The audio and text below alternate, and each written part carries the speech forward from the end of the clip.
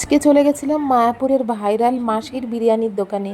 হ্যাঁ, ভেজ বিরিয়ানি নিয়েছিলাম। আর এখানে দেখো আমাকে দিয়েছে ময়দার সবজি। দেখে যদি আমি খাচ্ছিলাম, আমাকে বলেছে তাই, না হলে তো আমি বুঝতেই পারছিলাম না। তো আর বিরিয়ানিটাও খেতে ভীষণ টেস্টি ছিল। আর এটা ছিল স্টাফ পটাটো। আর জানো তো, খাবারের দারুণ টেস্ট। ঠিক আছে, দামটাও খুব কম। আমাকে এই বিরিয়ানিটা দিল মাত্র 50 টাকায়। আর এখানে দেখো হোটেলে কিন্তু অনেক লোক।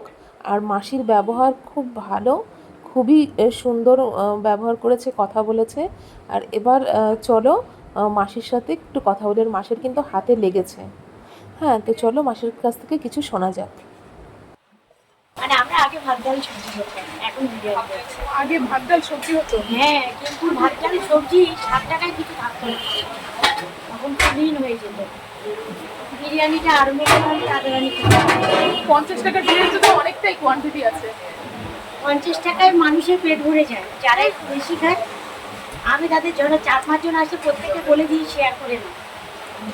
দুজন দিয়ে দিয়েছে আপনাদের, দুজন 2 প্লেট খেতে পারে না। তো মাসি কিন্তু ভীষণ ব্যস্ত দোকানে, ওই জন্য আর বেশি সময় নিইনি, কিন্তু তবুও আমার সাথে খুব ভালো কথা বললো।